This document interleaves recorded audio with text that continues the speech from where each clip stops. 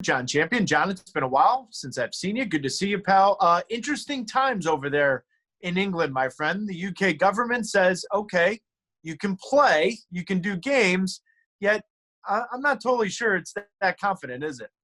No, it isn't. I mean, there are all sorts of hurdles that have still got to be cleared. The biggest one of all is that under the new roadmap that the UK Prime Minister Boris Johnson laid out for the nation on a televised address 2 nights ago, the next stage of gradually releasing the domestic lockdown here in the United Kingdom could possibly take place on the 1st of June. And that would include an allowance for professional sports to take place, well, obviously with no spectators. But for that to happen, all sorts of criteria have to be met in the interim. And bearing in mind that already we're seeing signs that people are taking advantage of the easing of lockdown and maybe going a little bit further than the government intended in terms of a relaxation of social distancing, I do think it's a bit of a stretch of the imagination to think that all the lights are going to be green on the 1st of June and then that we do get the hoped-for scenario of Premier League football on the 12th of June. This is being portrayed as a boost to national morale, both by the government and by the Premier League. But I think most tellingly, a poll has just been released here in the UK by the respected polling organisation YouGov today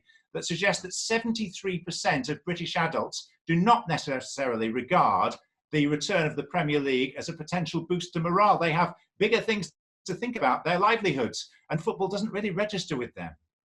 That number is surprising, John, when you hear 73%. And ironically, it's still kind of trickling to the players. Most recently, Danny Rose has come out publicly saying we're people too, using, choice words, which I appreciate, as you well know. But truth be told, how much of that message from the players, like Danny Rose and others, is being portrayed over there? Well, it is being portrayed because I think there are an awful lot of people that feel uncomfortable with the Premier League stance that they should be allowed to come back in the midst of this national, not to mention global emergency. The fact that so much testing is going to be required, the fact that police resources are going to be taken up, potentially NHS, National Health Service resources too. And it just worries me amidst all this self-interest that is still abundantly there from Premier League clubs and particularly their owners. Either they don't understand, or more worryingly, they don't care about the damage that's being done to the carefully nurtured image of the Premier League over the years. The public perception of the league is not particularly great at the moment because they're arguing not about whether they should play, but whether they should be forced to play in neutral venues, whether they should be having relegation. Well, just a moment, people, get real.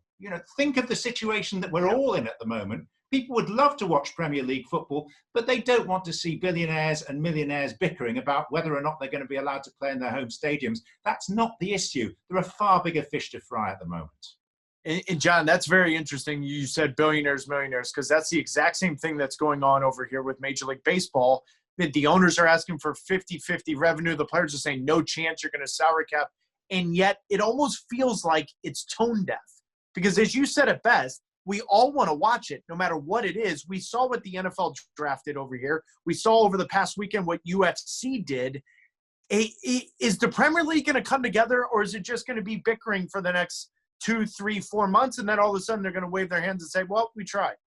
Well, I think there's going to be a lot more bickering on a number of levels. I think the government will try and push them into a place where they do get together. The next Premier League meeting is next Monday, the 18th of May. There is a tentative hope that players, rather than training individually, might be allowed to start training in small groups at this stage.